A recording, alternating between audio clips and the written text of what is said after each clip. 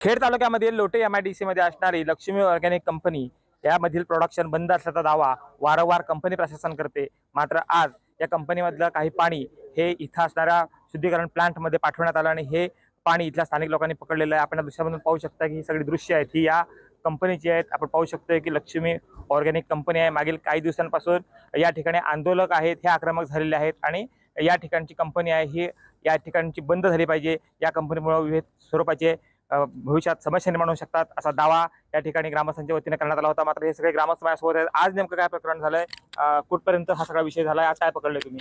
आजचा आमचा धरणे आंदोलनाचा 59वा दिवस आहे।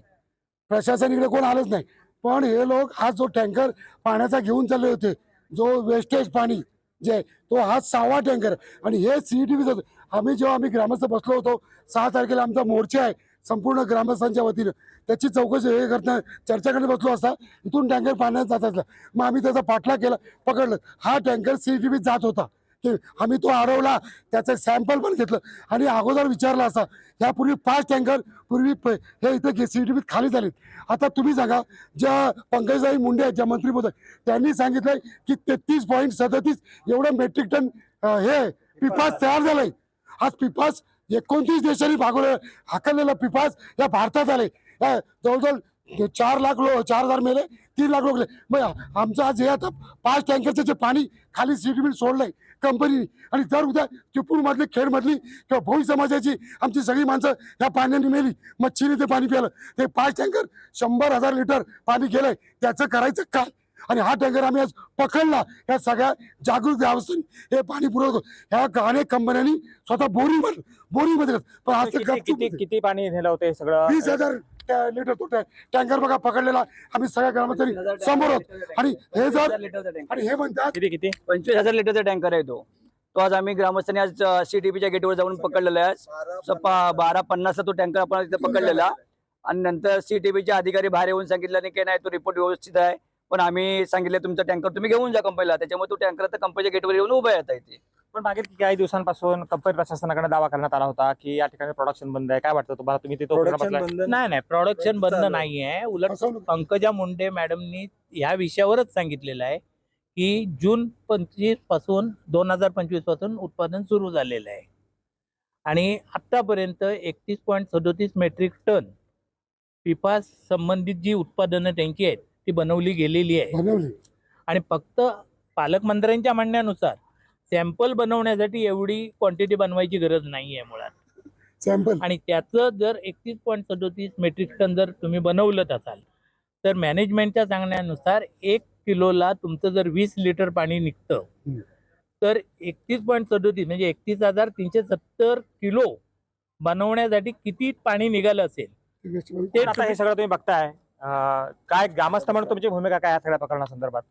इथून पुढे आम्ही या कंपनीला 6 एप्रिलला मोर्चाचं मोठं प्लॅनिंग केलेलं आहे आणि भविष्यामध्ये ही कंपनी आमच्या ह्या परिसरामध्ये बंदाचाच आमचा विषय असणार आहे। आणि इथून पुढे आमचे पंचायत समिती सदस्य अजय चाळके बोलते। हा सगळा जो प्रकार आहे नेमका हा स्थानिकांच्यासाठी किती धोकादायक आहे? कर्मचाऱ्यांकडनं काय तुम्हाला सांगितलं जातं, प्रशासनाकडनं तुम्हाला काय सांगितलं जातं? आज अचानक तुम्ही स्वतः या ठिकाणी अशी रेड करताय आणि हे सगळं पकडताय। इथले जो स्टाफ आहे, जो HR मॅनेजमेंट आहे, ही जी उडवाडीची उत्तरं देत चाललेली आहे आणि आज ते म्हणत असतील की आमच्या इथे अधिकारी नाहीत कोणी, आणि आम्ही तरी पण आम्ही जो टँकर सोडतोय, आम्ही त्यांना विचारणा केला असता ते म्हणतात की आमच्या इथं अधिकारी नाहीत। पण आता हे सगळं झालंय, आता तुमची नेमकी भूमिका काय असणार आहे? आता तुम्ही सगळे पकडून दिलेलं ताब्यामध्ये, तुमची नेमकी मागणी काय प्रशासनाकडनं, कंपनीकडनं? आता आम्ही जे सॅम्पल घेतलंय हे आम्ही वैयक्तिक टेस्टिंग करणार, कारण हे MPC वर आमचा भरोसा नाही, हे नेहमी सॅम्पल बदलीच करतात असं आमचं आहे। पण आता हे केलंय आणि हे आम्ही जगासमोर आणणार की हे काय हे कसं करतात आणि काय करतात। आज पिपास जर बनलं असेल, आम्हाला भीती तीच आहे की 5 टँकर जे अगोदरचे गेलेत, आता पकडलं ते सोडा, पण 5 टँकर जर पाणी जर चुकून खाली जर गेलं असेल या तर कोकणाची काय वाटलं, किती लोक मरतील? नाही, मगाशी त्यांनी एक सांगितलं की 1 टँकर मध्ये हे जास्त मिळालं, ते स्वतः त्यांच्याकडे रिपोर्ट आहे, तो टँकर इथे त्याने वापस केलेला आहे। जर का ज्या टँकर मध्ये एका टँकर मध्ये जर ते जास्त मिळालेलं आहे पकडलं म्हणून पिपासाचा जे काही कंटेंट आहे, तर मग असे ह्यांनी 6 टँकर तिथे दिलेले आहेत, त्याचं काय? त्याची जबाबदारी कुणाची आहे? मग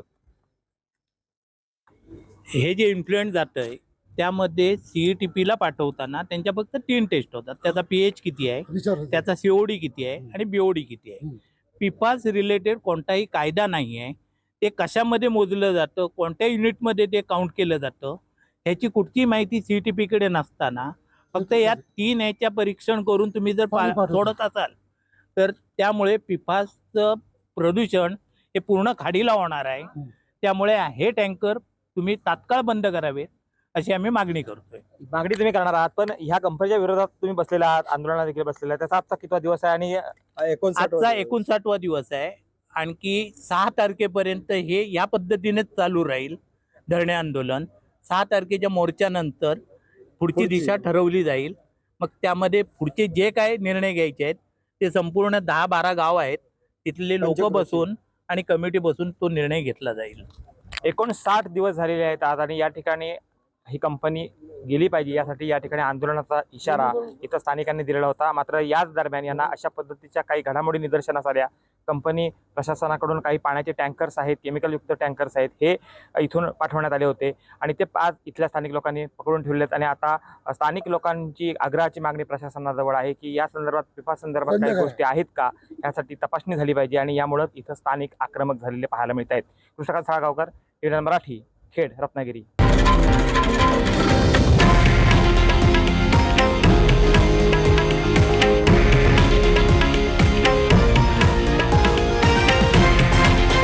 हे आहे देशातील नंबर 1 न्यूज नेटवर्क आणि आपण पाहत आहात TV9 मराठी, एकमेव.